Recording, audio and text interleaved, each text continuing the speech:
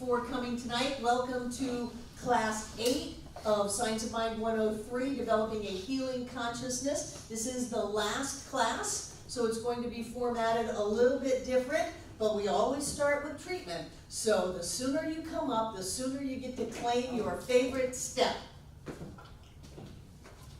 All right, I'll do the first one. All right, Brian's got one. Which one's two? Ophia's got two. We need an affirmation and realization. RJ's got gratitude. I'll take 6. We've got affirmation, realization, and release. All right. Okay, who wants to let it go? Who's got stuff in your life to let go? Let it go, baby. Let it go. Okay, Amanda. Yay. Now, what do we want this treatment to be about? Because remember, the very first thing is the purpose of the treatment. Why are we doing a treatment? Who are we doing a treatment for? Freedom. Clarity and unity. Freedom, clarity, and unity. Okay, they spoke first, so they got to say it.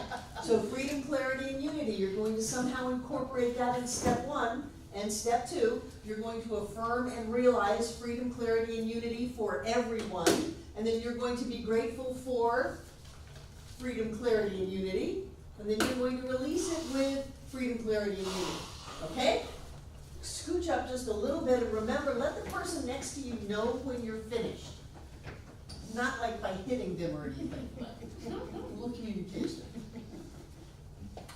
I know that there is one source, one universal law that gives us exactly what we ask for, and that this source is the source of beauty, it's the source of clarity, and unity, and what was the other? And freedom, and that this source is all there is. It is love, and we are love, and we are of the source, and we are clear and what we want, and we are perfectly free with our thoughts and our actions. Because this is all there is, I know that I am this clarity. I am this perfectly clear mind. I am this freedom. And I am this unity. I am this connection.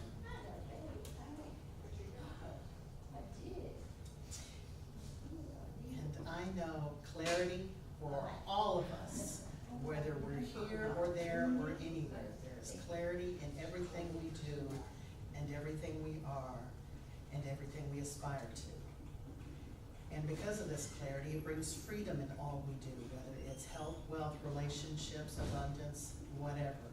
We have freedom in every area of our lives. And because of this freedom, it brings us around to unity where we are all one and all interconnected.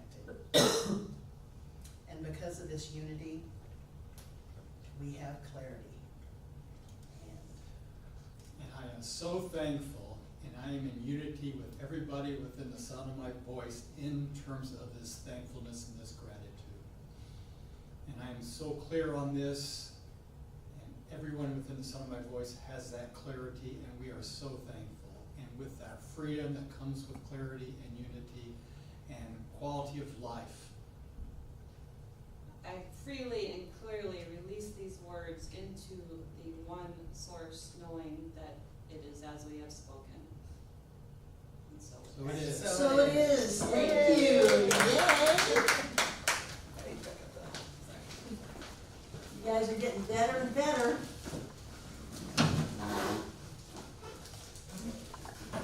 So I think I have some homework to hand out.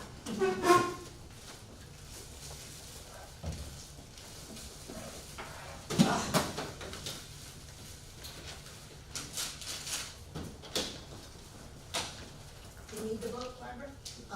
Sure. Amanda.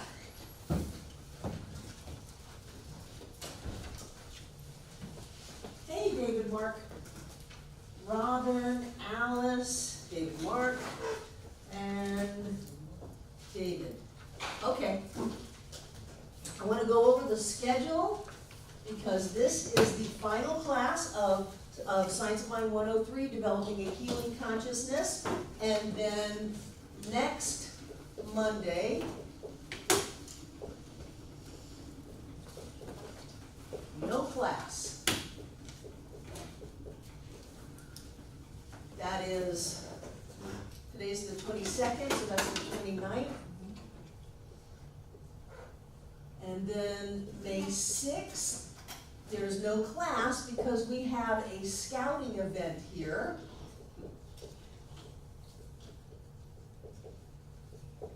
So if you come by the center, there's gonna be a couple of hundred people in this room eating dinner, and then they're all gonna go into the sanctuary, and we're gonna watch little Cub Scouts walk over to Boy Scouts, and the first girl in Western North Carolina to cross over from a Cub Scout to a Boy Scout, from a Scout to a Scout. It like loses meaning when you do that, but there are girl Cub Scouts and girl Boy Scouts, but none of them have crossed over. And she happens to be in my son's troop with my grandson, and they're going to do it on our stage, and I just think it's very cool. It's an opportunity that we have for exposure to the much more traditional Ashevilleans, and to let them come in and see that there are no chickens being sacrificed, and we're not so totally weird. So after that, which is May 13th, we're starting a new class. It's called Metaphysical Interpretation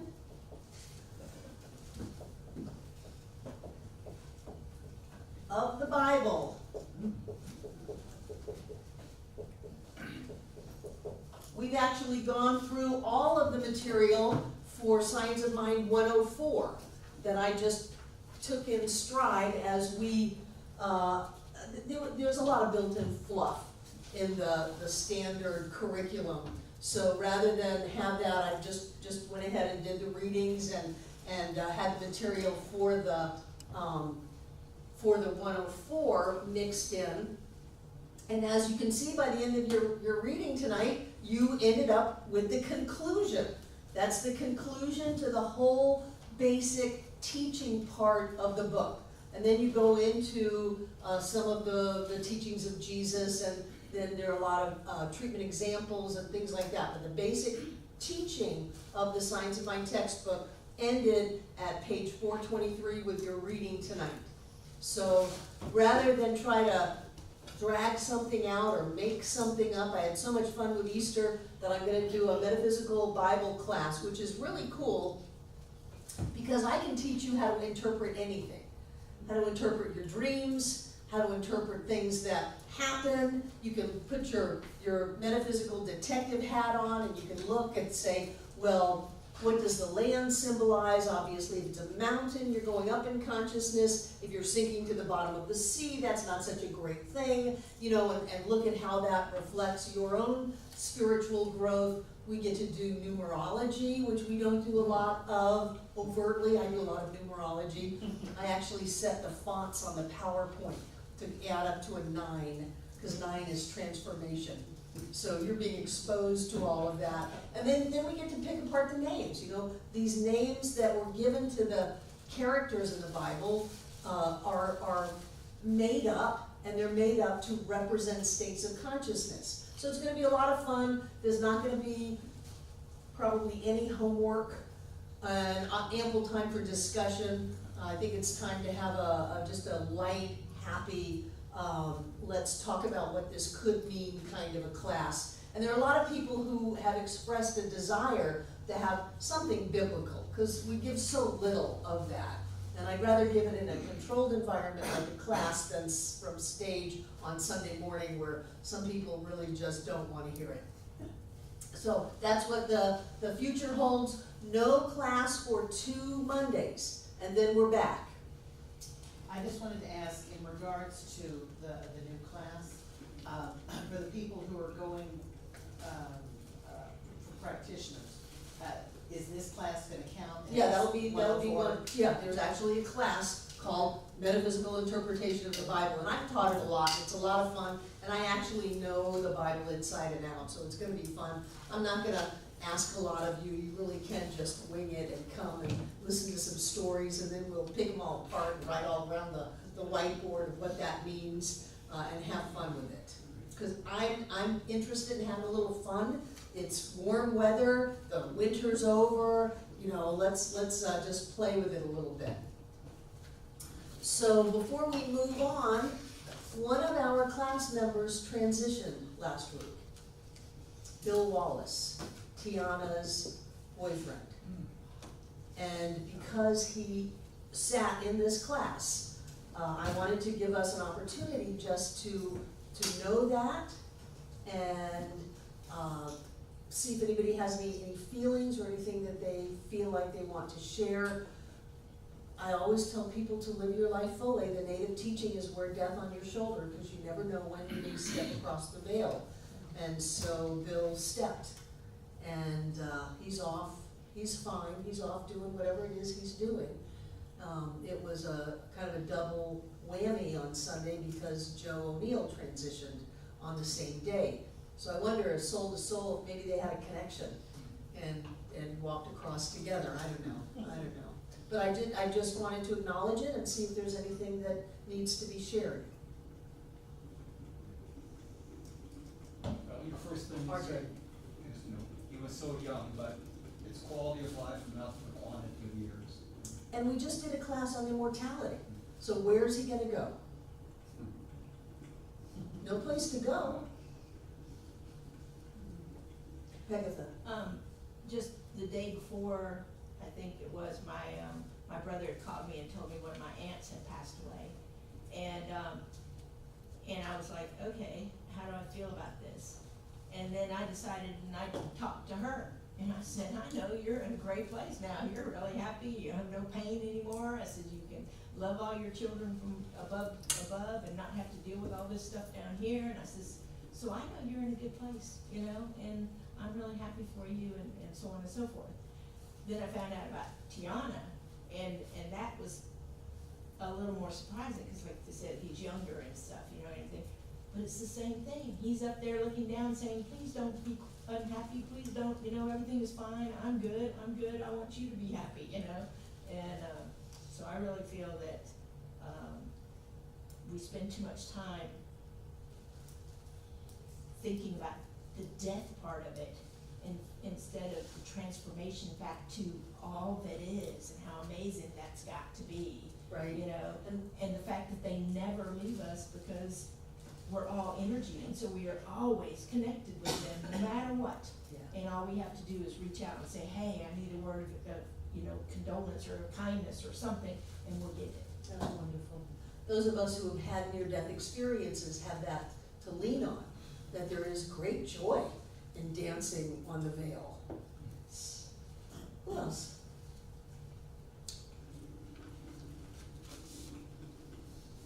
Jack. This is a housekeeping thing. There were a number of people that were brought to tears Center, and there was no Kleenex left out in the queues. People were scrambling, trying to find wipe their Well, eyes. by the time we have Joe's memorial service, the sanctuary will be packed with Kleenex, with tissues, yes, yes. Anybody else?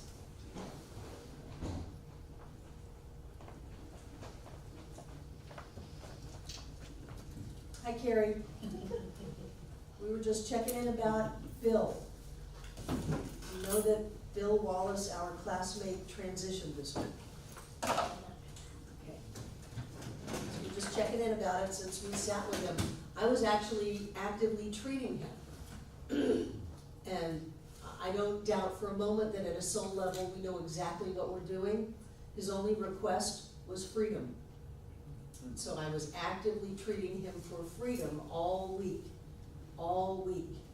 And he's free, the treatment demonstrated. He's absolutely free.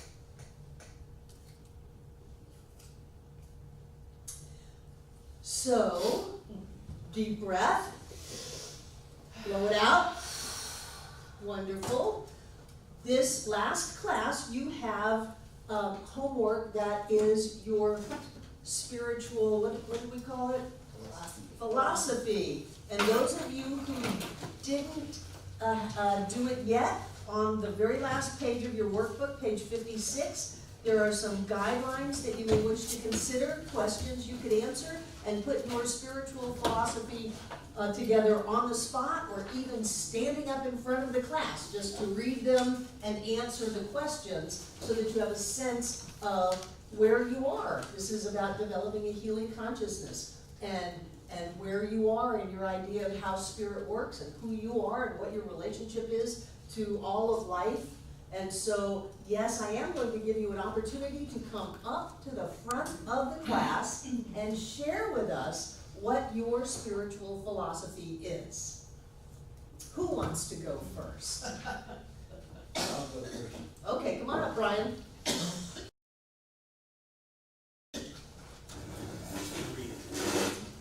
Read it loud so the camera can pick it up in the back. Okay.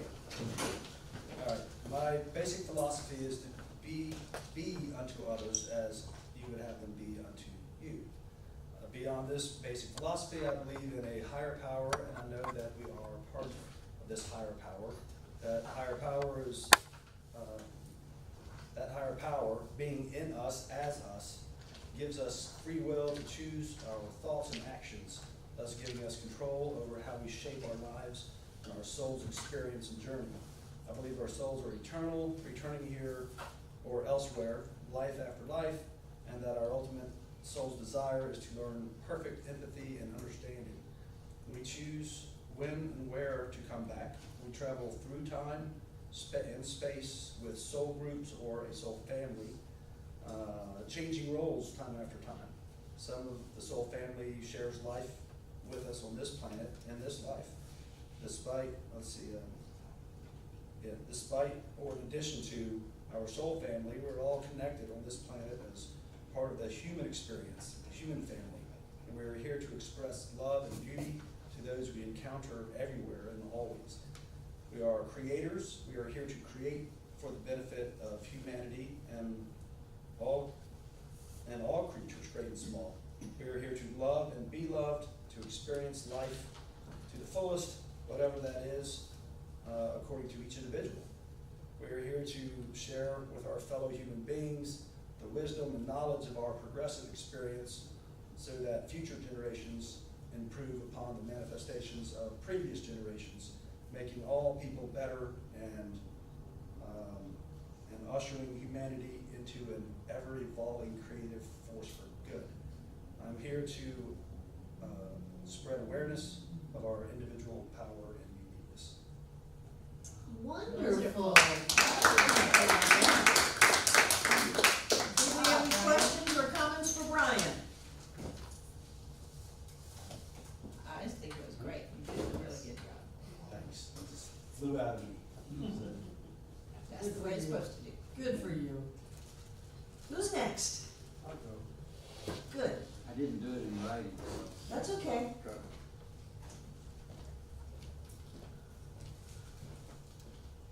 So I'll read from page 56 questions here. What do you believe about God and your relationship to God? I think I can say at this point in my life that I'm quite clear that all is God or spirit. I prefer to use the term spirit. I think when I'm talking to you guys don't have a problem with the word God, but a lot of people do. So I avoid using the word God in other contexts because it's emotionally loaded for a lot of people. So I'm clear, I think, clear as I've ever been, that all is spirit. Everything I see is spirit. I'm spirit. I'm part of that, and all of you are part of that. What is your function in the universe? I think I lean on Abraham Hicks' material. They clearly said that you're in this physical body to experience contrast and choose what you want and advance the human race, so to speak, by choosing the opposite of what comes up that you don't like and saying, this is what I do like. So we contribute to the advancement of civilization and human development and evolution. How do you see yourself connected with others? We're all spirit. All of us, anywhere you go, Walmart, cashiers, the drivers, we're all spirit. And I try to remember that as much as possible. And if I ever run into somebody who's not acting like spirit, I check in with myself first. What is going on with me that I'm creating this person like that? And I usually get an answer. You've got some negative thoughts here. Then I clear that and go on. What is there in life that you find beautiful? I don't know much of anything in my life that I don't find beautiful. I mean, gosh, people, the kids, this property, the Sunday services here is an example. This beautiful area. I mean, every day that Linda and I get in the car, we start off and say, look at those beautiful mountains. We are so blessed to be here. We just feel so grateful to be in this area with all of this beauty. And all of the people that have that same attitude, which I really appreciate. It's one of the things that we moved here for. We checked it out and found that people who move here seem to really appreciate being here. I like being around people like that. So how do you share that beauty with others? Kind of drew a blank on this one, but I think just walking around in sheer appreciation of all that's around me is contagious, and other people can feel that and go along with that. So. Yay. I know that one way that you share that view with others is by teaching, Oh, yes. tapping, Right. stuff, because Yeah, that helps thank you. others see the beauty easier. Oh, thank you. Thank you. Yay. EFT tap.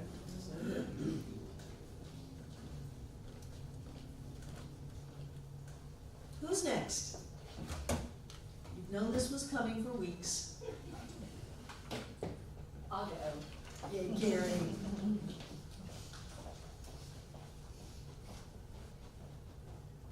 Okay. So, what is your relationship with God? And I think I'm a little bit one of the ones that doesn't like the word God. I just feel it's like too dualistic. I like saying spirit, universe, and knowing that like we're all connected.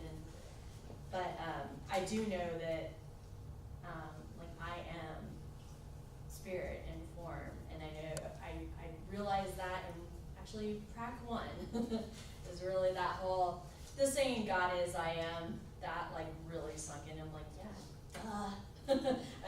I remember that very specifically. It was in prac 1 that I really came to embody that and know that. And my function in the universe, I feel it's to just experience this like awesome life.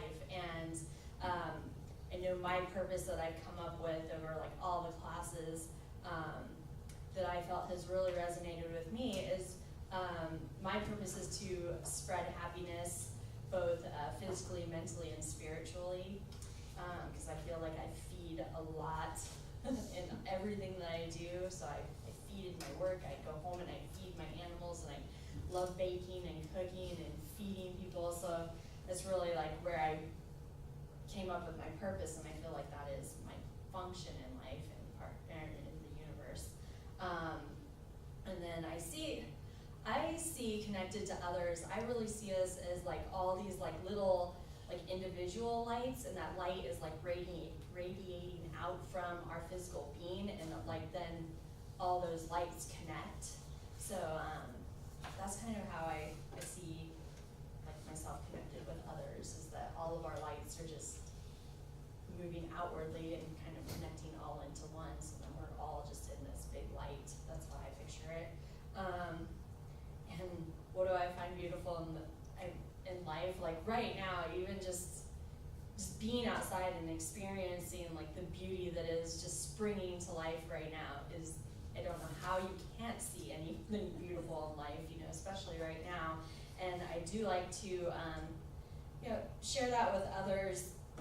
I like to, when I have like my garden going, I do love to bring like extra stuff to all my friends, and like to share my eggs and share if I have goats and milk or whatever, make goat cheese, goat caramels, yogurt, stuff like that. I love to share all that kind of stuff. And again, going back to my purpose and sharing like beauty with others, I love to cook and bake and everything for people. So I feel like that's how I kind of use my connection and all that fun stuff and spiritual philosophy.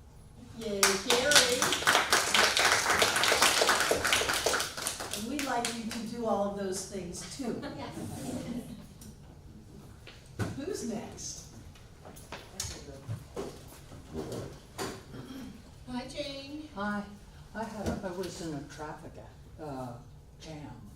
Oh, good. Yeah, just Just a jam. Just come on in, you're good. Okay, sorry about that. No, you're fine. Alright, so what do you believe about God and your relationship with God? I also definitely had the experience of, I had difficulty with the word God too, with a lot of Christian stuff, around growing up, but in fact, I used to, when I would study a lot of different religions, I would replace the word God with universe in my brain just so I could get anything from it, because I would have such a block around it, and I've really come to both intellectually figure out, but the trick is to apply, and reminding myself that, that this is it, this is me, this is, everything, I believe that time space isn't linear, that it all flows somehow. I don't know if it's specifically in a loop or infinity symbol or what, but it all flows continually. There is no beginning, there is no end. And if it's all energy, which is what my science background is, so it's all energy, it's both particle and wave, and if that's always flowing, if nothing can be created nor destroyed, then that means that not only have I reincarnated, that that a few times, or I've been this person or that or whatever, I have been and or will be everyone, everything that has ever had life, any kind of vibration, is me, was me, and so I make up this fun story. I'm really imaginative, so I'm good at pretending like it's not, because it's fun to play games. But when I feel stuck, tapping back into that remembering, I'm told I'm pretty good with kids and teaching, and people ask me what is it, what do you do? And I just say, I look at them like they're God, and I remember being them, or, and so what did I want at that time? I wanted someone to be this way, or I wanted, and so I guess what I'm working on now is applying it more, and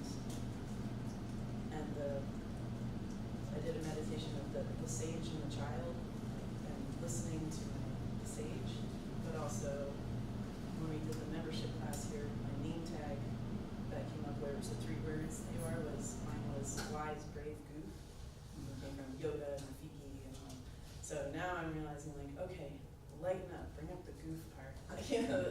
So that's where I'm at right now. My function in the universe is to remind us about that, about our unity, that we are one, that we're all cells in a body, functioning together differently, but functioning together. How do I see myself connected with others? I am others. There is no them. Us versus them is schizophrenic. What is there in life that you find beautiful? Remembering the unity, and seeing other people remember it. And how do I share that beauty with others? Is metaphors, music, dancing, art, telling jokes. So yeah. Daniel Fia.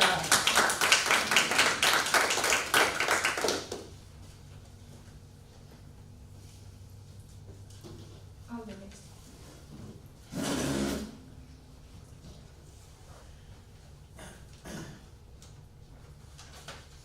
I was very excited about this project, and then found myself just running around doing everything and not wanting to sit down and write it. And part of it is because I have so much fun these days imagining it in different ways. And so several people have already mentioned ways that I think about the universe and being one with all that is.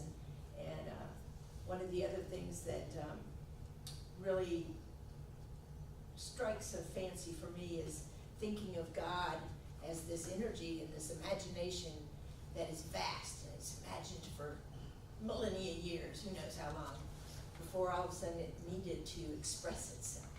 So it created Earth, life on Earth, this giant video game, and 50 million other ones somewhere else that we're not even aware of, and gave us all these avatars that we could choose to be as spirit, and we jump into them and we start living these lives.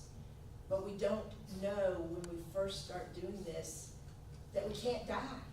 That we may die in this body here and now, but then we come back and we just do it all over again because we enjoyed it so much and it was so much fun. Because when we're pure spirit, we see the beauty in every single thing we did and every single choice we made, whether it was a good choice or a bad choice in our present day moments that we, judged things. And I keep thinking that if we all knew that this was the way it was and that it was never ending and that this was just a character that we chose to play, would we choose to play a whole lot harder and go for the gusto? Because we know we can't die. There is no end to us. There may be a death right here, and then you go back to the game, and you go back and you choose again. So, but you just keep on going, and you keep on playing, and you keep on having a great time. And this is the way I try and look at life nowadays. And when I see someone else acting in a way that I am uncomfortable with or something, I stop and think, wait a minute, that's just another version of God, another version of me. Okay, I've already done that, I can do that again, or I can stay here and just love on them for who they are and where they're at and know that they too will enjoy this experience in some way, shape, or form, because that's what it's all about. Following the joy, following the energy, and following the love, and knowing that it all starts right here. Yay, you guys are very evolved. Thank you. Who's next? What attracted us involved with that. So why am I here? Not like right here, but why am I here? And as a scientist, I'm always looking for more information, more data to understand what's the real truth. And I can remember a long time looking for the truth, maybe with a capital T, maybe it's really a small t, because I'm realizing as the more and more I experience life, there are probably many truths. We all have our own personal truths. So can I ever get to the real truth? I don't know. Do angels exist? I don't know. Is there reincarnation? I don't know. There's a lot of things I'm not clear on. But I find that my spiritual beliefs have circled around many times. I've come back to the same point again and again, and very often in a different direction with my truth. So I spent a lot of time meditating on this one here, and it basically just simply to be, to be just to experience, to become aware of, to learn as much as I can. And that's the scientist in me. But the spiritual side is just experiencing, just being, and that could being is just being in nature. And to experience nature in the natural world and see how it functions, but also that being is being in community, to share with each other and learn from each other and just growing in that. And to be is a very simple process. You don't say, I have to save the world, I have to invent something. To be means whatever you're doing, you're being. Just be aware of what you're doing. Yay, RJ.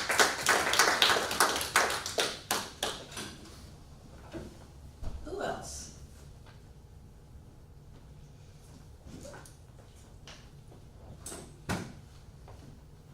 Jane, we're doing our spiritual philosophy. It was our homework.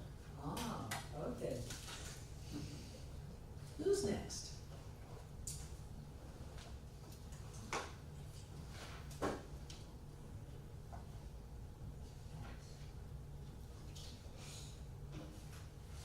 Such resistance. Come on, everybody, you're in the most loving place that you can possibly be Really, to it's do an this easy room. exercise.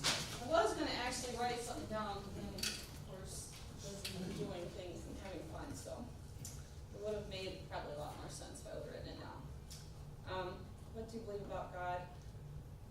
I do believe that God is all there is, and something that I have struggled with is picturing that, because it's a little bit hard to wrap your head around how everything can actually be one. And I used to do the picture of the ocean and the waves and the drop of water, and it all goes back into the ocean, or it's in the it's still water, and that carried me for a little while, but my new picture that makes more sense to me is how we can all be individuals but still be all one, is picturing a body, picturing a human body, and every little piece of your body, every cell, everything that's in there, perhaps all those cells think that they're individuals, but it's all us, it's all one, and every little cell, every little piece is essential to the whole. And I know it kind of brings up a boundary because it's a body, and I can live with that part, but just picturing how every individual little piece is essential for the whole to operate, and you can't function without any of it being there. And I translate that into how we are in this big giant whole, and we are all essential parts of the whole, and it's not gonna function without any one of us, no matter what form we're in. We're all still part of that, so hopefully that helps somebody else. So my function, I believe, is probably kind of silly compared to all these lofty things, but I think it's just to be myself and to have fun and to not get bogged down with life, to always see the joy and the beauty, and luckily I don't have a hard time with that. And how do I see myself connected? Well, it's that whole body thing. And one thing that I practice when I'm driving, because that seems to be a little trigger for me, is to either if somebody cut me off and I pull up to a light and they're there, I look at them and I try and really see them, and then it's like, well, okay, it's, or I'll make up stories. Oh, they're probably going to the hospital and saving somebody's life. Or my new one is, I imagine that they're my neighbor. So it's really hard to be ticked off at somebody that you feel like you have a relationship, even if they did something crappy to you, because it wasn't really crappy. And I've done crappy stuff too. I cut somebody off the other day, it was terrible. So hopefully they did the same thing for me. So beautiful, it's all beautiful. I spent the day, I arranged my schedule so I could have the day off, because I haven't been hiking very much, and I went to this waterfall, and I thought it was just so-so, and I kind of fell in the water a little, my feet got wet. But I was the only one that got across. The other people that went, they didn't cross the river because they were scared, and I wasn't, but my feet got wet. But the big thing about that was when I got down to the other side, I couldn't get across, so I went back the way I was, and I wound up finding the actual really beautiful spot. Because the spot I was up at the top was okay, the spot at the bottom was okay, but the beautiful spot was the spot that I wouldn't have seen if things had gone according to my plan. That was a little segue, I don't know where that came from. So it's all beautiful, even if it doesn't work out exactly the way I think it should work out. And I share this beauty by having fun, being happy, and helping people see things differently if they're stressed out about something, and reminding them to have fun also.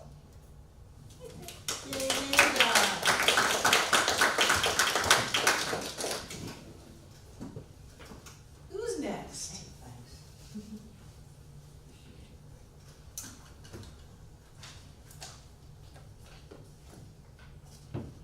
What's your spiritual philosophy?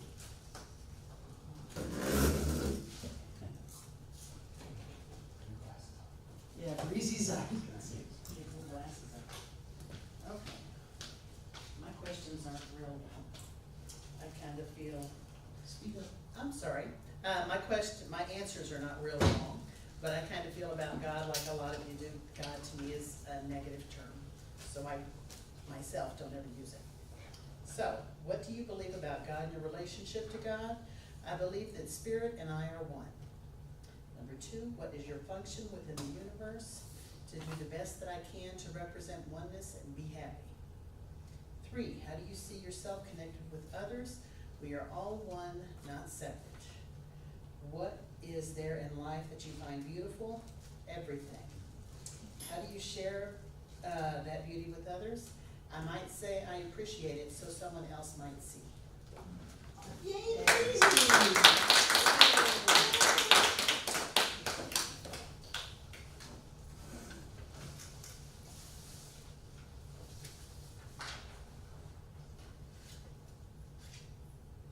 You can come up, Jane. Go, Jane. I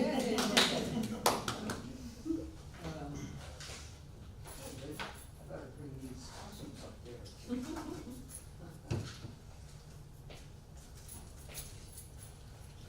Okay, what do I,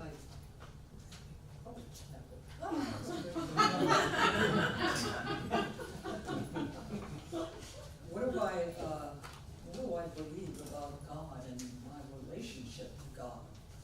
And,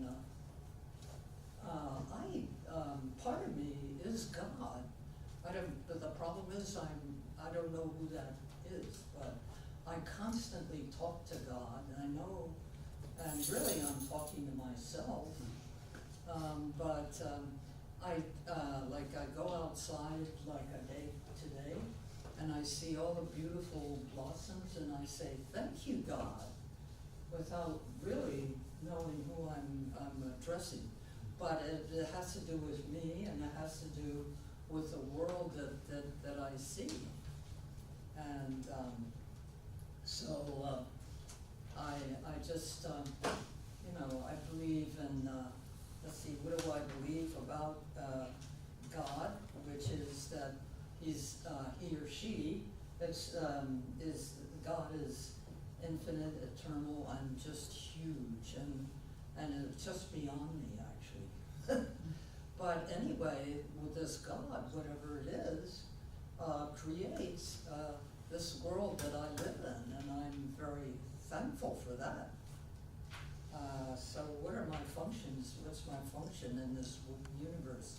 Well, this universe that I see that God has created, or whoever, is just to me, is always very beautiful. And my function in this beauty is to create more beauty and more joy and more, I see people, and I'm thrilled with the people who are in my world, and I myself love my world, and I love the fact that everybody's in it, and so I can only say that, so it's my privilege to be here with all you guys, because you're all very beautiful, and that's quite a thrill. Now, as I was coming here, I did run into one big traffic jam. It was just bumper to bumper on Var Road, I think, or someplace. And, to me, it was there. And, so I was gonna say something about it. But anyway, it was part of my world, I must have created it somehow. And as such, it was very beautiful. The drivers were very cooperative, there's some that sort of butted in here and there.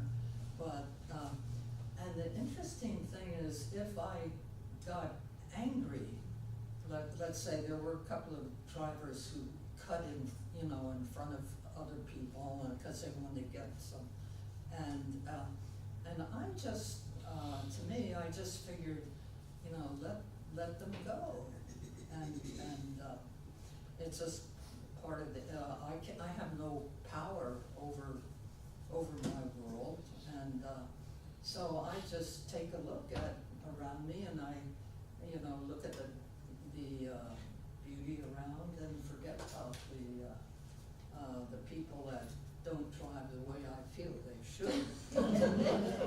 So, what's my function within the universe?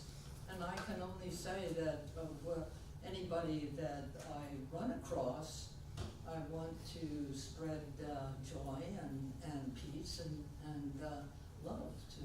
Why not? You know, why not that? So how do I see myself connected with others? And the way I see myself connected with others is just I run into I run not into them.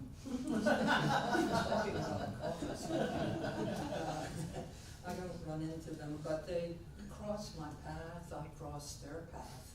And again, it's I mostly try to see the goodness and the beauty and the most people are very interesting, and I just see all that. So what is there about life that you find beautiful? So I find life very beautiful, and I could find it really ugly if I wanted to, but that's my I mean, I could think back about my childhood and my family, and I could really make a scorching mess of everything, you know. However, what's the point, you know? I don't have to feel that. They're all doing their things, I'm doing mine, and that's just the way it is. So, so I find basically what I find in beautiful is the present moment that I'm living in. That's what I find beautiful. And it's an option.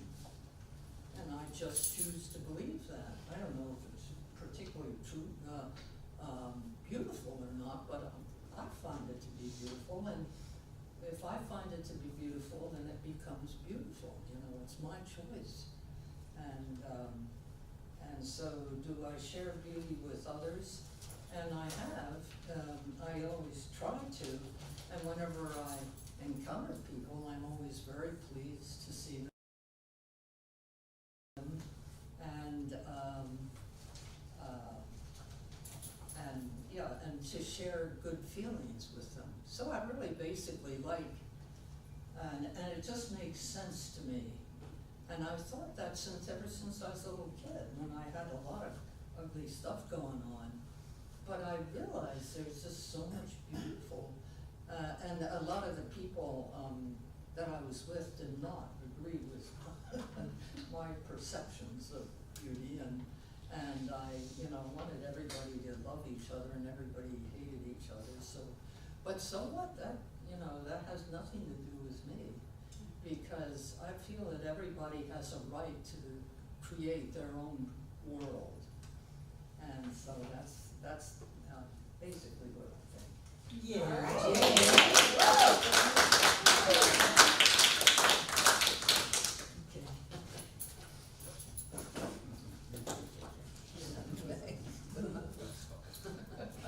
Oh, if we could have only had this 10 years ago, just a glimpse to say, this is what you're gonna turn into. Oh yeah, that's true. When I was a little kid, I had a vision of a woman with in a drab gray dress, you know, really ugly, and a hideous light, and I thought, well, that's what I'll be when I'm older, but hey, I'm 80, and that vision is just something I had made up that had nothing to do with what really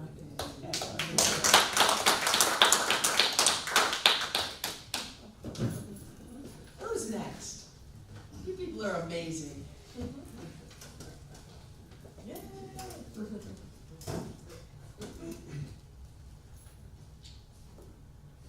Actually, I've given this a lot of thought, and I kind of spend my driving time meditating, and not thinking about these things. And I'll ask myself, what is it that you really believe? You know, 'cause I find the day's events going through my head, and of course I'm judging them all, and I'm aware of that. And so this first question, I have thought of it as I'm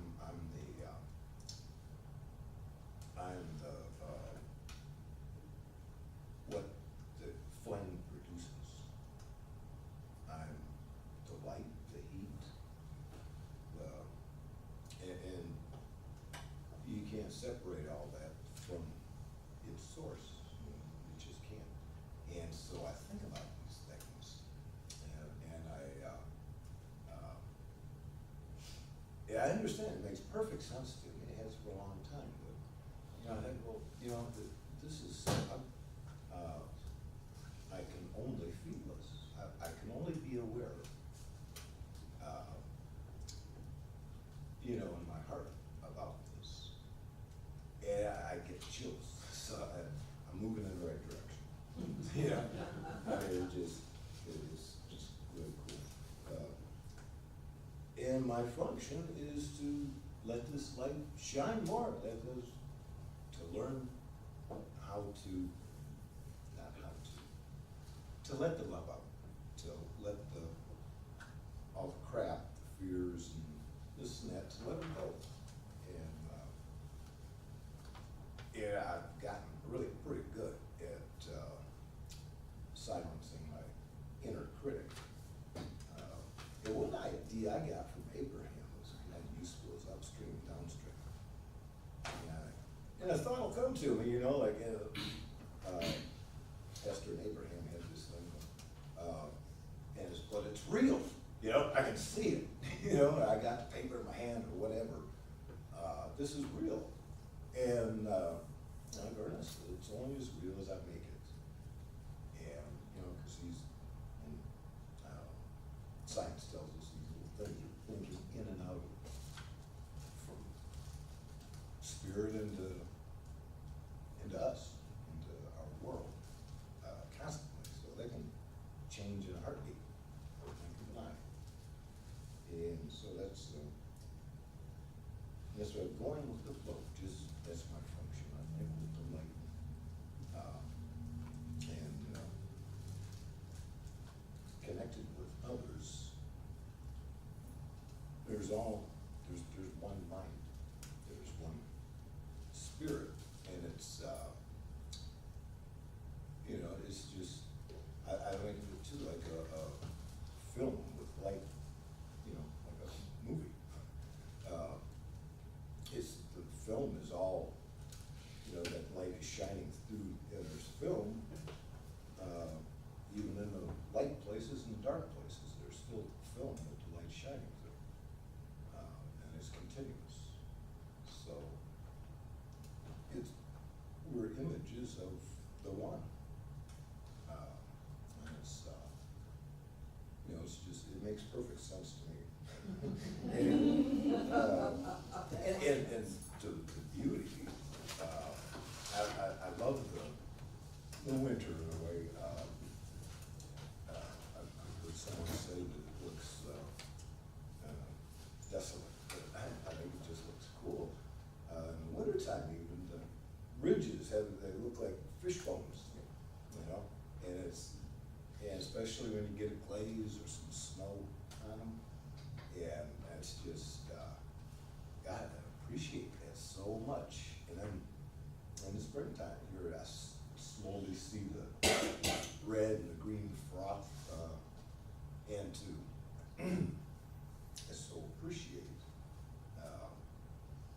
this, you know, I get to live and drive through even the mundane chores like going grocery shopping.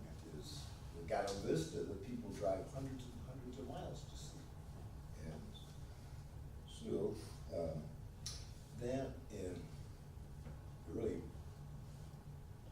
when a small animal hit in there, whenever I reach down to pat one of them, and they just reach out without thinking about it, because they know something good is coming. You know, there's just a beauty in that. And you know, and I realize, you know, I'm producing my affairs, but that's in me. You know, it's that creation. It's, so I call it that. Y'all.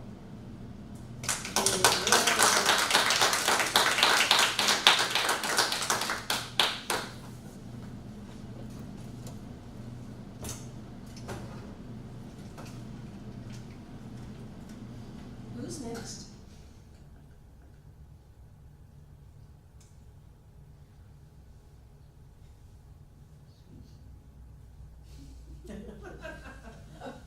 There's 4 of you.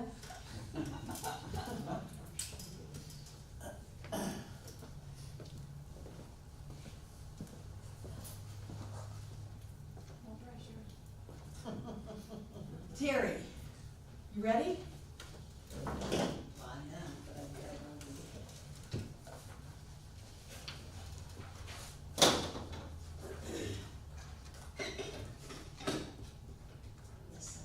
Do you need your glasses, Terry? Oh, yes, thank you. One of the things about getting older. Oh, I Can't was see. gonna say that. No, just, sorry. Maybe off screen. I believe in the saying of change your thinking, change your life. That has really helped me a great deal.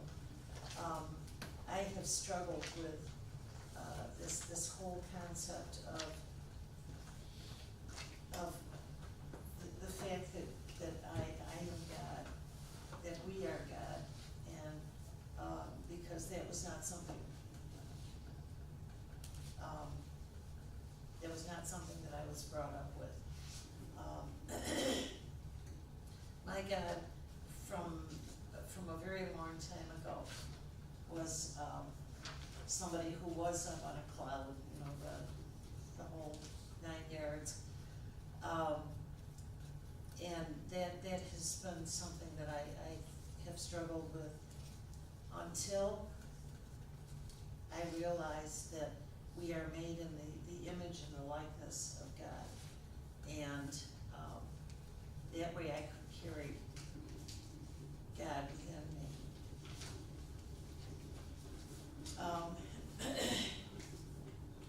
I like what Breezy did, you know, that very brief, because it was very, very concise, and that's basically what I have done too. What do you believe about God and your relationship to God? That's what I was just talking about, you know, this whole thing of carrying him within inside, or carrying him within my soul. What is my function? I like the whole concept of having fun in your life. And I truly believe that that's, what my function is to have fun. I enjoy having fun. That's profound. And how do you see yourself connected with others? I truly believe that we are all one. That we have such a connection with each other. And the whole community of the center has, that has been, very, very important to me.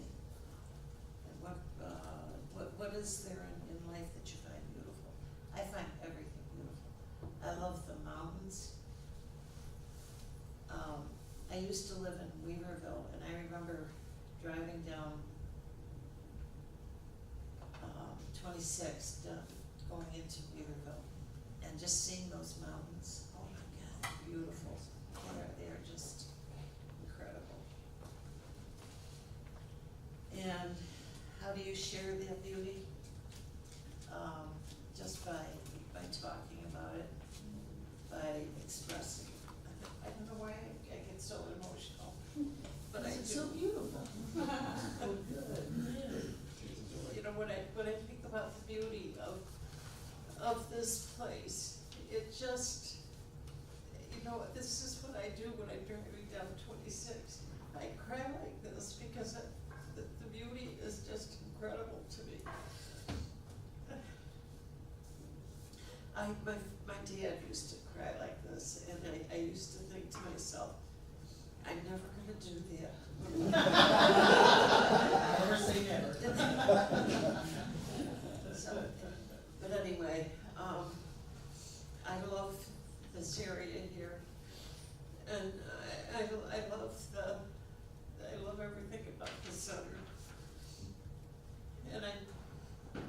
sure I'm gonna move, but you know, I love living where I live, and,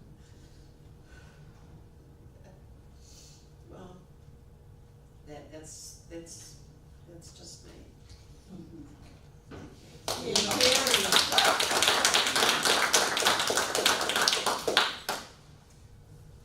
Good enough.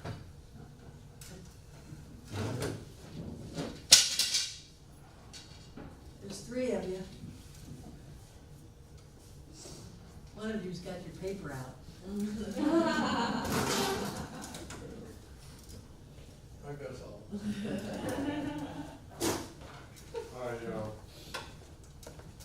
guess I'm somewhat ill-prepared, so I've been trying to fit my philosophy into the 5 little points here. And basically,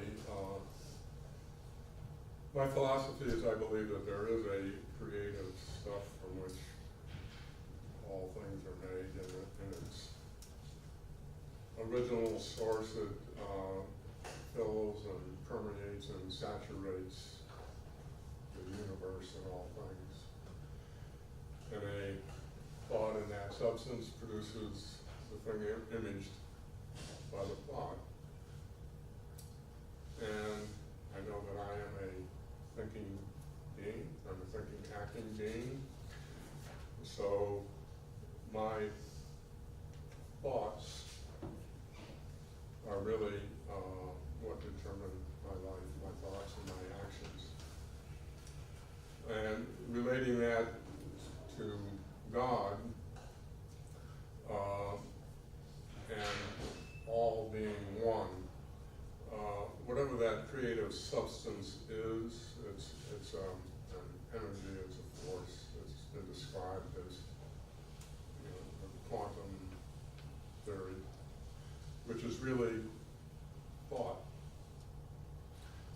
And as far as God goes, it takes that quantum energy and turns it into things. It turns it into the most simple things of atoms, and it tells those atoms what they are and how they do and how they function. And the hydrogen atom is always a hydrogen atom. It always behaves a certain way. It never varies. And hydrogen atom and or a couple hydrogen atoms and an oxygen atom get together, and it always forms water. It never fails. It's always water. And water always behaves and functions in the same manner. So in the same manner, all things are formed out of this one substance, whether it be a rock, a stone, or a blade of grass. It's all formed by this energy that tells this formless substance what to do, and that energy is God thought. As far as my own individual life is concerned, thought has always sort of wondered how that worked. But basically, I see thoughts as letters of the alphabet. Individually, they're meaningless, but you can take several letters and combine them and form a word. You take words and kind of combine them and form a sentence, and take sentences and put them together and form a story. In the same manner, I believe that individual thoughts are essentially similar in that they're meaningless. But you can combine several thoughts into thought patterns into beliefs, and then beliefs become the story of your life. And I see that more and more as I live and experiment least with my own life.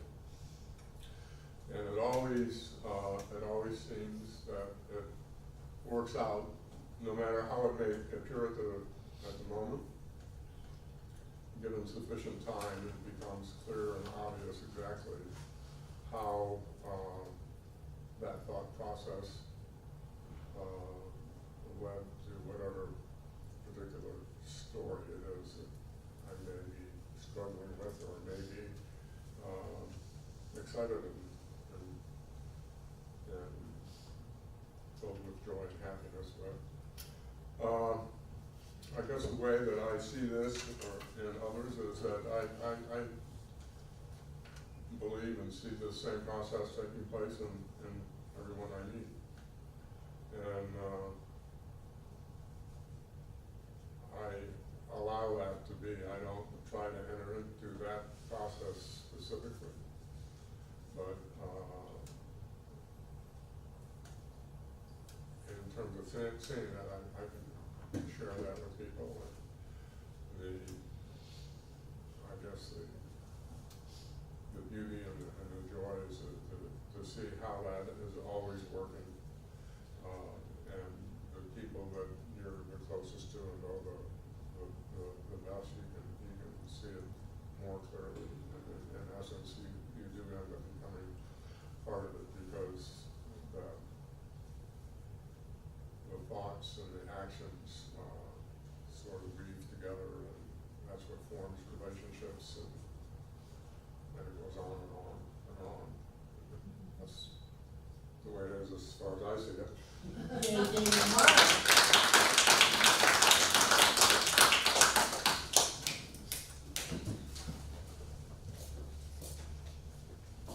So I wasn't prepared. I haven't been following, and I didn't do the work. And so if somebody asked me the questions, Here they are. I'll ask them. just read them. What do you believe about God and your relationship to God? Everything. I believe everybody who's spoken has touched me. So I truly believe that God is all and forever always has been, is, always will be in everything, of everything in me. I am all one. And I used to think that I grew up not believing, but having lived in the same house for so long and having kept things, when I was moving, I went through papers. I chose not to throw anything out without examining it. And there were letters that I had written to a friend who was still my friend. We were 13, and in the letter, I was consoling her and reminding her to trust in God and everything would be okay. And yet there were periods in my life that I just totally didn't, or I forgot it. I believe in the connection of everything, and that's why I am who I am, and I wound up where I am in the family of origin, in the town that I was, in the school that I was, studying what I did, coming to this town, being in my house, meeting the people I did, being in this room at this moment. And the affirmations that go on in my head, when there are times that I forget that and I bring it back to myself, it's all good, it's all good, it's all good, and it's all meant to be, and to trust it. So yes, I think that's that question. What is your function within the universe? To be me, to be my authentic self, and to continue to whisper about who I am and what I believe less and less, to talk out loud. Great role model is Barbara in being here. I used to whisper, and I used to fear other people's opinions or other people's non-beliefs and other people telling me, what I believed was stupid or whatever. It didn't even matter what they told me. It's just that I had fear in saying it out loud. So my function is just, I don't know, marching and singing and dancing and being big about it and about me and about my wonderful belief in my wonderful God, spirit, universe, whatever it is. So, yeah. How do you see yourself connected with others? Well, just as I'm saying, there are no mistakes. I've wound who I was, coming from where I came from. There was no guidance, there was no roadmap for me to be where I am. But I am where I am because I just, something, I used to envision myself when I was learning about all the religions and in the seminary and things like that, and some of my studies, I saw God as like a big brother, almost like the Lincoln statue, you know, and I was in its arms, and I needed to make it solid and tangible and visible at that time in my life, and that's what I even forgot the question. How are you connected to others? So I just think that I'm so connected in the perfect right way. I've just met people, and people I've been attracted to, or they've been attracted to me, and sometimes it probably didn't feel so right for me or for them, but so it is, and it was necessary to get me where I am and where I'm going. What is there in life that you find beautiful? As most everybody said, everything. Before I moved here, when I first started coming back and forth a lot of times, I made an out loud promise to myself that I would never, ever drive down a road and not notice the mountains. I mean, I'm a beach girl, so it was a lot for me to not be so connected at any whim at any time that I needed to be at the beach and I was right there. But these mountains just do it for me. And again, it was that promise that I will never take it for granted and never not notice it. I mean, I go to Lowe's and, you know, walking in Lowe's, there's the mountain, and it's like, this is Lowe's, and it's just like so gorgeous, and walking in the woods, and And how do you share that beauty with others? by being less and less quiet about it. And being less and less fearful and more authentic. And sometimes I actually get a kick watching the eyebrows rise up. When I told a friend so many years ago that I was entering the seminary, she said, "Oh my God, what Mickey Mouse thing are you doing now in your life?" Those were her exact words. And it was like, that's what I'm doing. So, yeah, sometimes I get a kick out of it when people think it's weird or odd, but mostly I just don't care. And I attempt more and more not to, not be influenced and not be fearful. That's the big thing for me, to just not be fearful being me. Yes.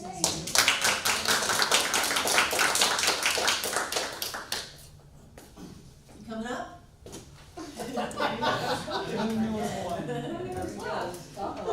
Might not be the only one that's teary here. You're perfect just the way you are. Yes, I love you. We do.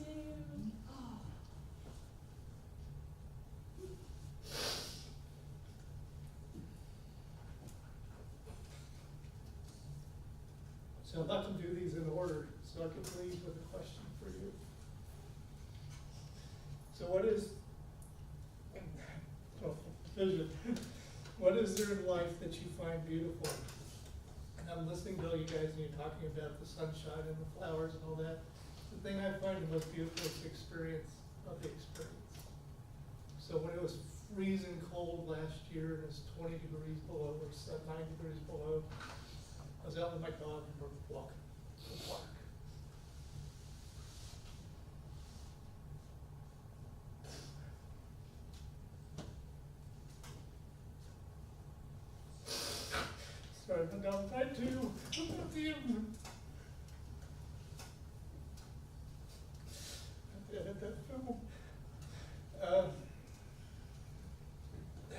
share the beauty with others, and I just, when I come back inside the walk, I just be joyful. And it's just like, that was great. I just shared that experience. Why do you believe God and your relationship with God? Before I came here, I had very much a translation I had to do. I never heard the word God. And so I had to, translate it to spirit, much like most of everybody here will talk tonight. But I think back in the time I went to a Tony Robbins event, and he said the F word. And everybody was, and he says, what? It's just language. So I now relate that to the word God. It's just language. My relationship with God is much improved.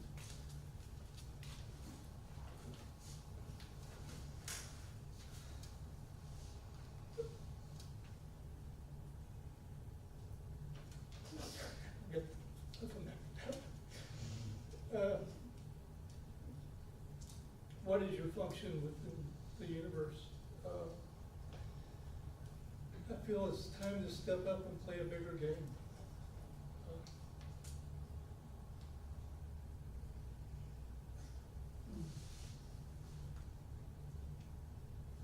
I don't know what that.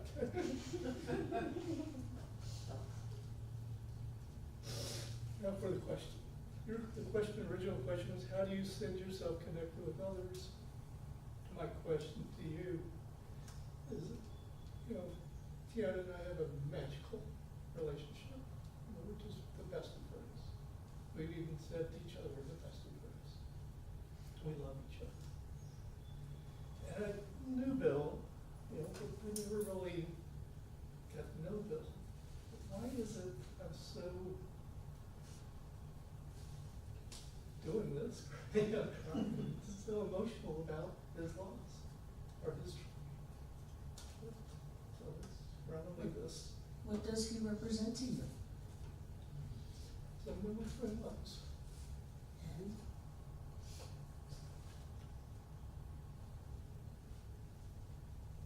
So are these your tears or are these Tiana's tears? I don't know. If you're an empath, then you're crying for Tiana. That's been said to me. But Bill was 29 years old. So how much did he represent to all of us? He sat right back there at 29 years old, and you think you've got decades and decades and decades to work it on out. Boom, gone. We were out last night listening to music, and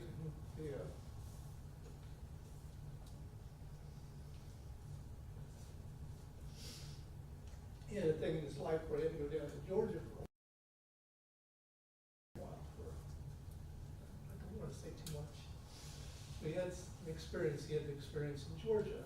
So when he came back from this experience, and I knew it was a trying experience for him, and I felt like I should have, I saw him, he started coming back to the center.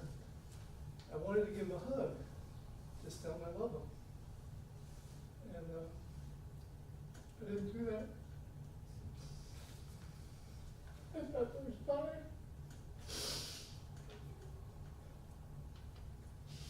So next time you'll give somebody the hug. Yeah, hopefully. Yeah. Truth is Bill is fine. I know. Bill is flying around without a body in the light and in the love. Yeah, I really got a lot out of what you said about you treating him for freedom. I treated the man for freedom all last week. He ended up the week by dying. He's free. He just put his body down and made another choice. Yeah. Yeah, and it is okay for you to cry. Yeah. Sorry. Don't be sorry. No. Don't be sorry. I'm good. Okay, that's why we're slow phone. The green hair, no, it's helps. Stand in for a minute, Stephen. You ready? Yes. We love you. We bless you. And we know you are perfect. Yay.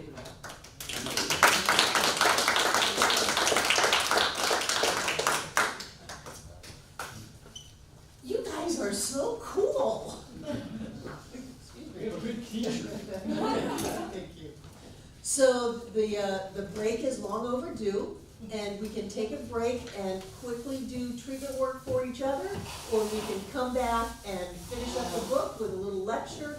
It's totally up to you, where you can go home. I love you no matter what. Let's do the lecture. Finish the book. Okay, let's finish the book, so take a break and come back and we'll finish up, pages 406 to 423. In particular, I wanna read this conclusion.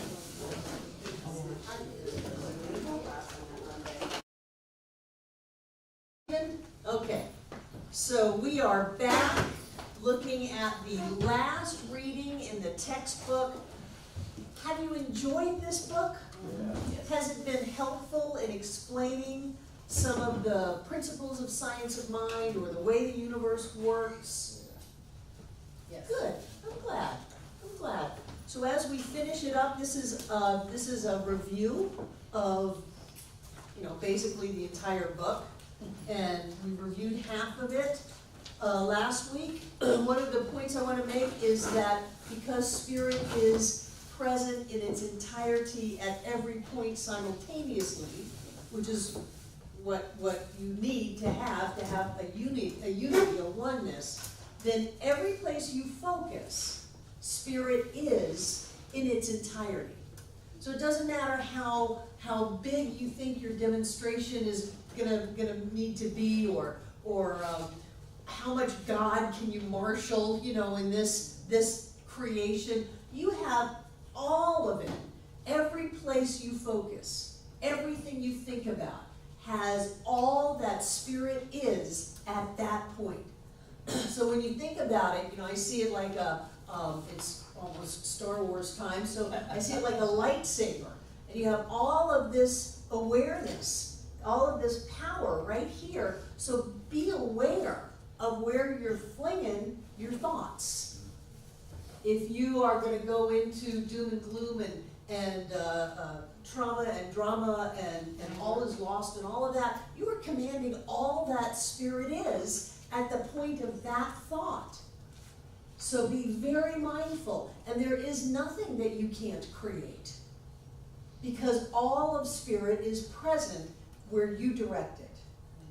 And so with all of spirit, there's nothing outside of spirit. So there's nothing that you could want to create that doesn't already exist within spirit, because there's nothing outside of spirit, so it has to exist right here and now. You can do anything. You can do anything. Don't swing your lightsaber foolishly. Don't buy into gossip and criticism and defeatism and all of the negative thinking that we can do. Don't do that. Be mindful that you command all of the power of creation itself at the point of your thought. I just thought that was a really cool concept. Really.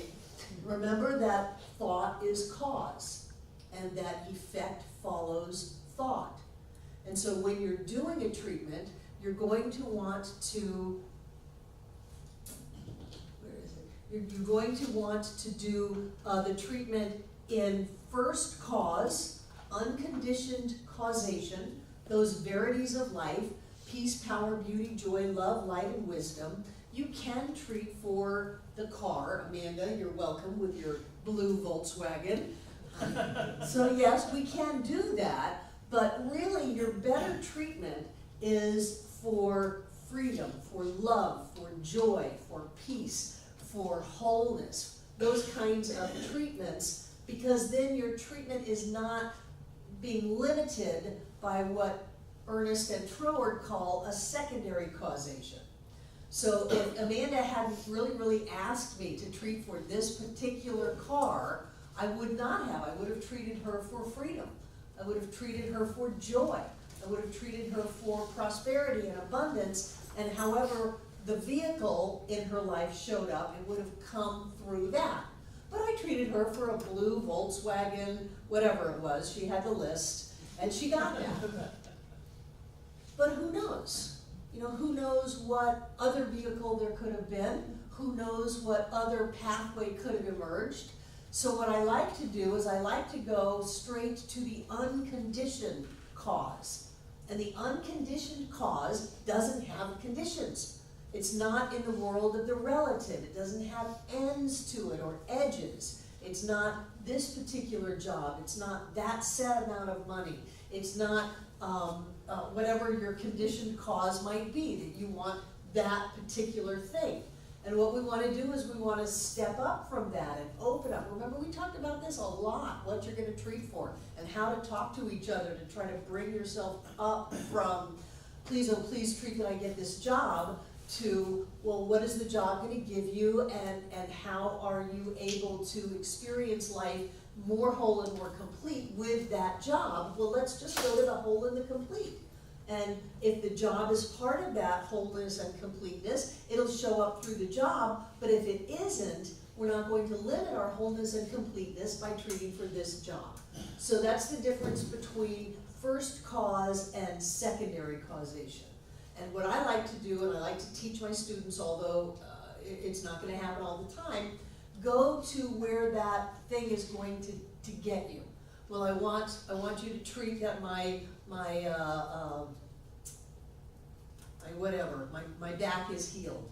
Well, what will your healed back give you? Well, it'll give me comfort, it'll give me freedom, it'll give me a sense of being strong and being powerful and loving life and being joy-filled, and I can dance, and well, let's go for that. And then however that manifests, it's going to bring with it all of those other pieces of freedom and wholeness and joy and love and happiness, and those things don't have edges to them. That's what it means by unconditioned cause. They don't have edges because they're not focused in time and space. It's not treat me to be happy today, it's treat me for joy. So it doesn't have any edges to it, it's not conditioned.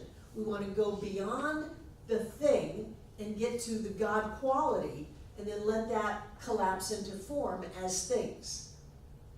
Does that make sense? This is an important lesson because a lot of people think that this teaching is only about demonstrating stuff. And I love to demonstrate stuff. But if all we focus upon is stuff, then we're just little stuff manufacturers. And that's not what we're here for. We're here to experience ourselves as spirit. All that God is, we are. All that we are, God is. And so we want to elevate our consciousness, open up to those divine demonstrations, and really capitalize on the fact that we are creating our experience by what we're focusing on with our laser, with our lightsaber, commanding all of the power of creation right here. So we want to command that creative process as joy, as love, as happiness, as peace, as power, all of those verities, all of those descriptive adjectives of the divine. Okay? Good, good, good. Now they're talking about treatment work. Remember, this is developing a healing consciousness. We've spent a lot of time practicing and discussing spiritual mind treatment. When I treat for you, I treat me. That's why I never say the word you. I'm not talking to you about this. I'm not trying to convince you. I am convincing me about you. So the first point of healing in any spiritual mind treatment is at the point of the person doing the treatment. And if we are going to be effective in that, we have to be willing to stay inside of our own thought process until we really get that this is so. And sometimes if someone shows up with a quote-unquote big treatment, and we feel like we're doing it, we can get tripped up. Because we're not doing it, we are knowing the truth that already exists. You, as an individualized expression of spirit, have to be already perfect, whole, and complete. And Ernest talks about spiritual man as perfect, whole, and complete. No, there is no spiritual man and material man or physical man. It's all one thing.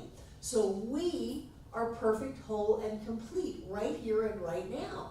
And if I think that I am having to make you that way, or if I'm having to cast the disease out. Disease is neither person, place, nor thing, you know, and do a transformation on you to go from sick to healthy, and that I'm carrying that burden, that I have to make that happen, I'm never gonna be a decent practitioner.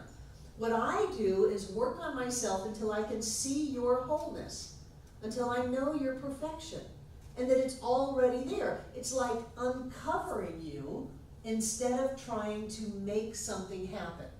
Or instead of trying to come up with this idea of perfection and shove it on you, that's not the way that it works. I'm uncovering that perfection that already is, and it must be there, because if spirit is you and you are spirit, then whatever spirit is, you must be. And spirit is not sick and limited and miserable and suffering. There is no absolute limitation. If there was, then time and space wouldn't hold together, everything would fall apart, we wouldn't be here. There has to be a wholeness, there has to be harmony, there has to be a completeness, because how can you not have something if all that you are God is, and all that God is you are? You have to have everything. You have to have that completion. So if someone says that I'm missing something, I'm missing an enzyme, I'm missing an experience, a function in my body, how is that possible? If you're complete, you can't be missing anything.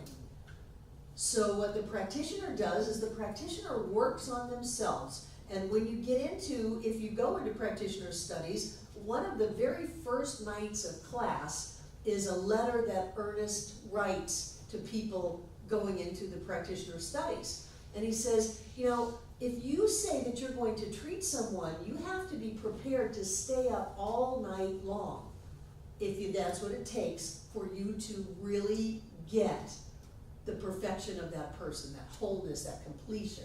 You have to be willing to work on yourself until you can truly say, yes, I know this. I know that I know that I know this about so-and-so. And that you don't bail on it just because it's not convenient, or you don't bail on it because, oh, well, this person's got a really big problem. No, that you've got to be willing to work on your own head all night long if need be, to where you can get to the point where you know beyond a shadow of a doubt that this is the truth of that person. And you're only uncovering the truth that was always there. You're not having to shove it in, you're not having to make it happen, you're not having to bear it on your own shoulders. You're not doing that. You're opening up your awareness to the presence of God as that person. But you have to be willing to stay there and work on your own head, because the practitioner treats the practitioner until you get it. And he says, if you're not willing to do that, then don't tell anybody that you'll treat for them.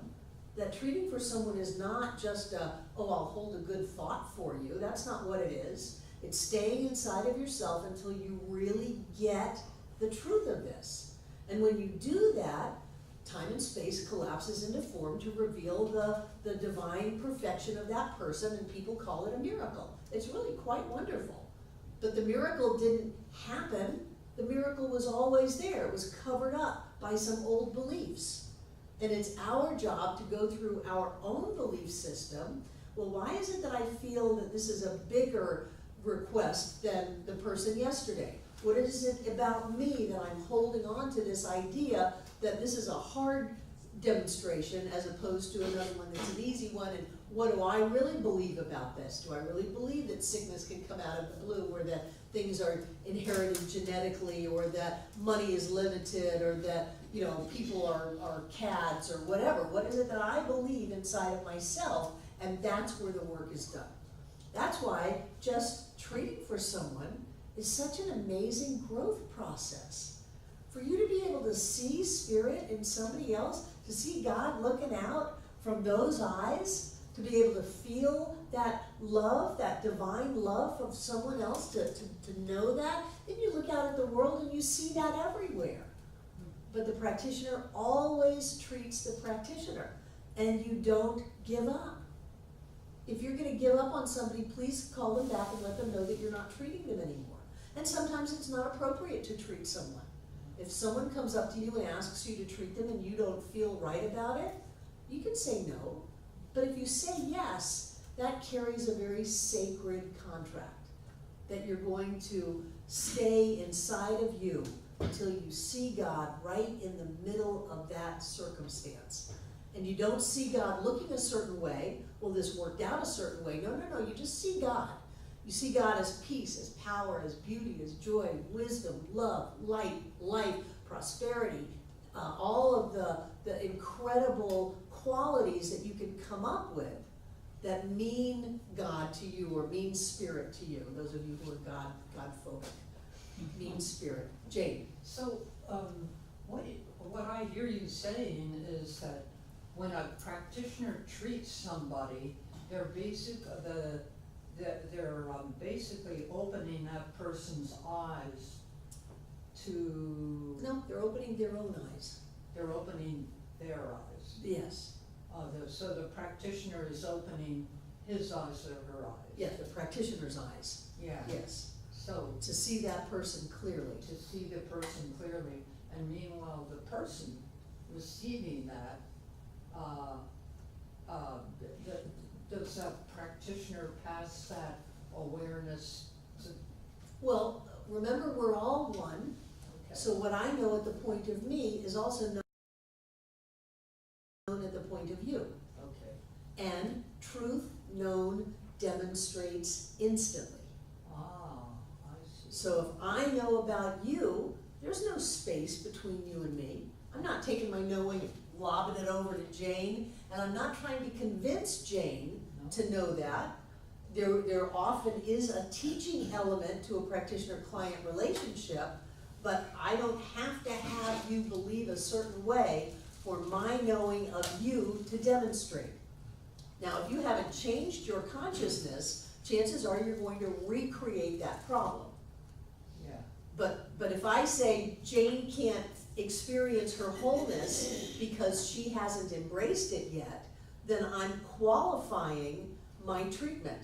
No, Jane is already perfect, whole, and complete, period, end of story, always has been, always will be, never can change that, and it's my job to see that, and as I see through the veil of conditions to the clarity and perfection of Jane, that manifests, because that's the world we live in, is a creating, manifesting world.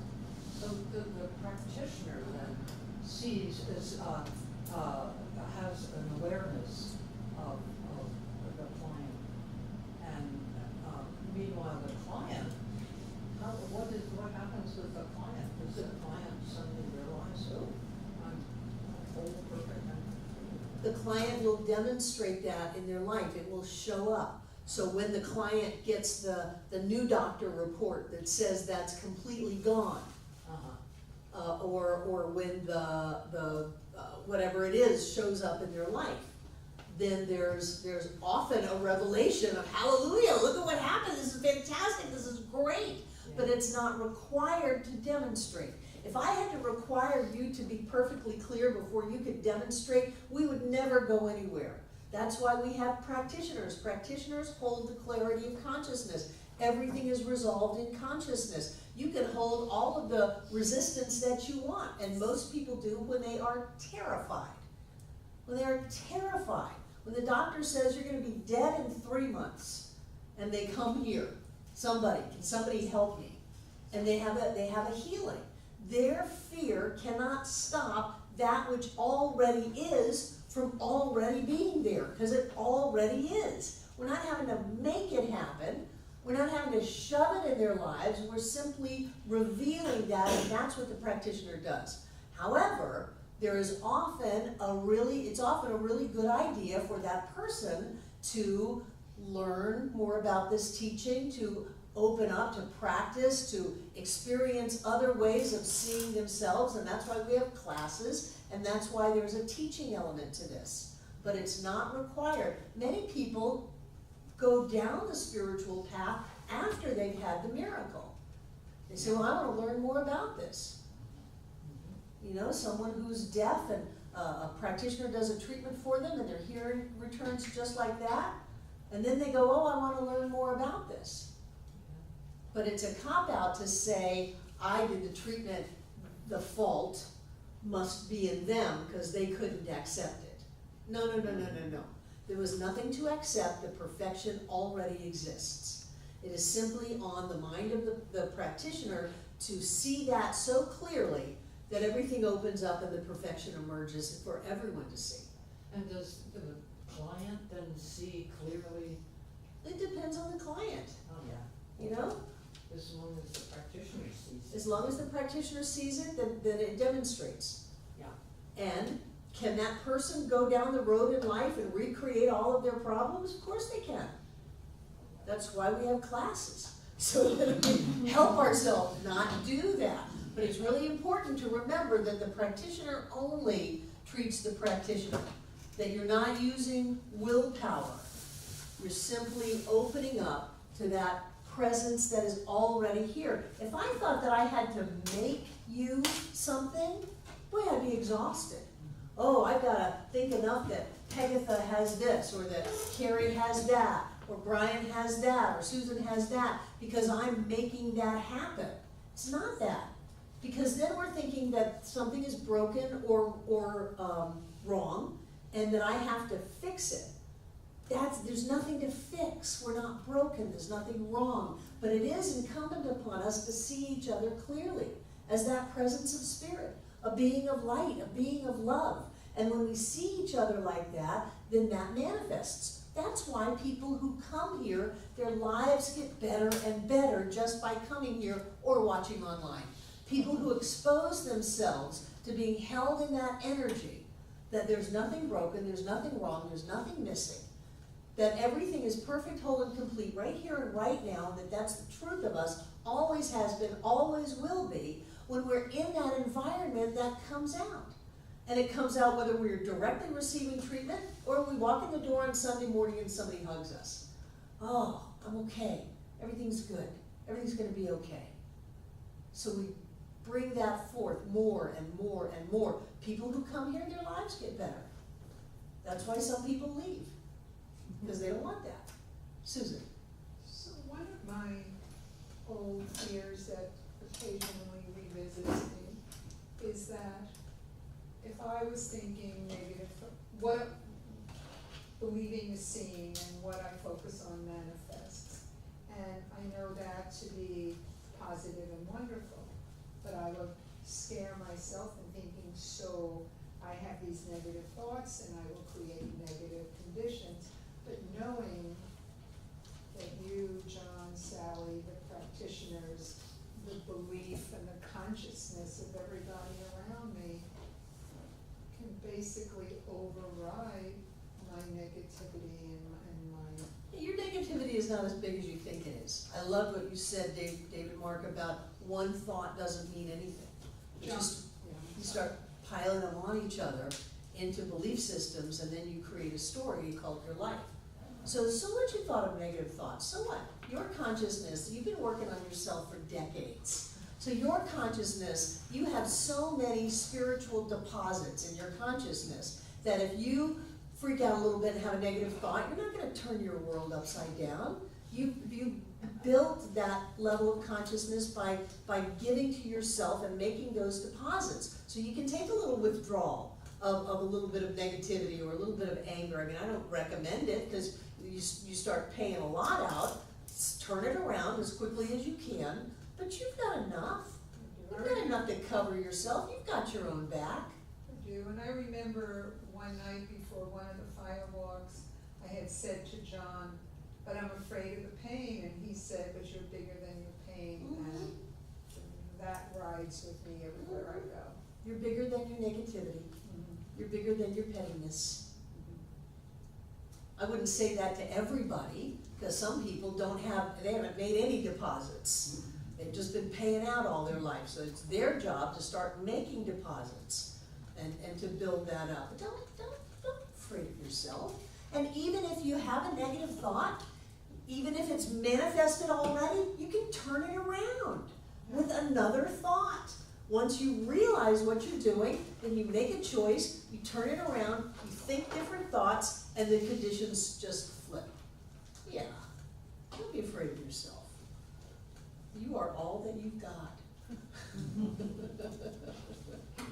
So I want to read the conclusion, the final conclusion after the general summary of the basic teaching chapters in the textbook.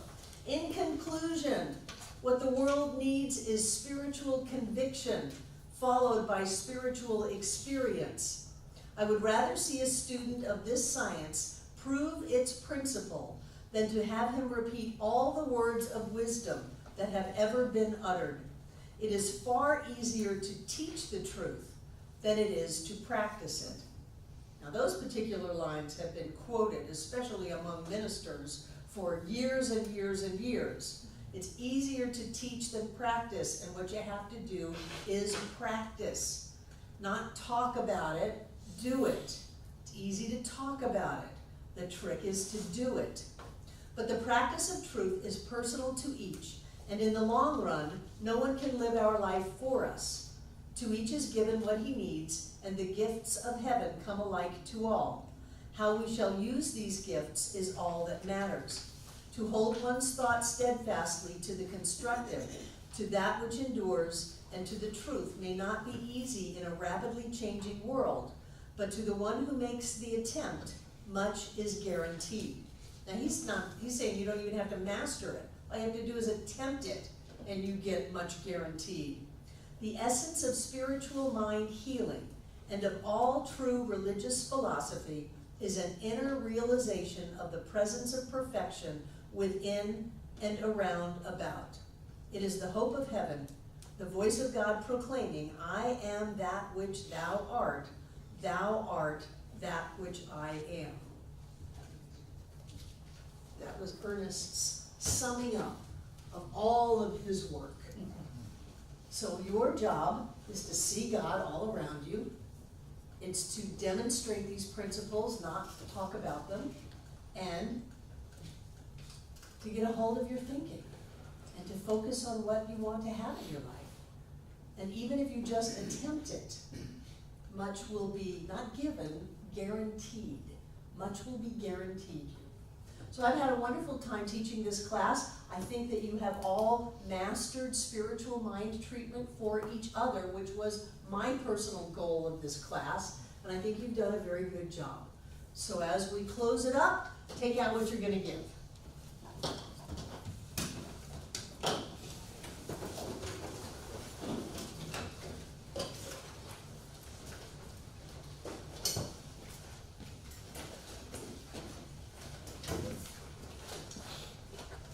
What I know is that spirit is source. It is infinite substance. It is unconditioned supply. It is that plastic that fills all of the interspaces of the universe, ready to come into form as whatever we focus upon.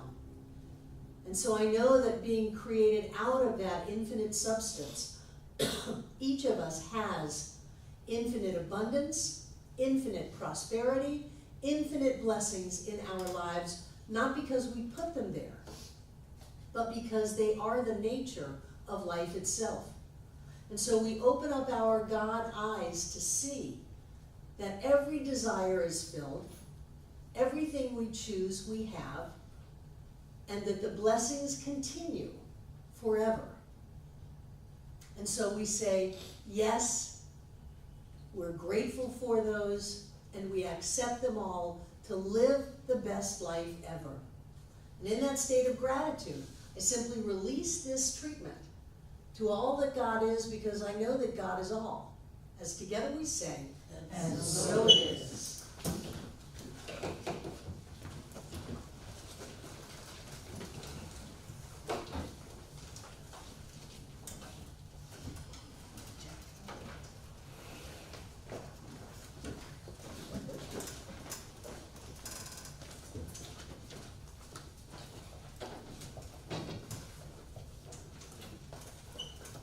I know everything in these baskets is blessed, because every time we give anything, that which we are goes with our gift. It doesn't matter if it's large amounts of money, a smile, a hug, or a thought.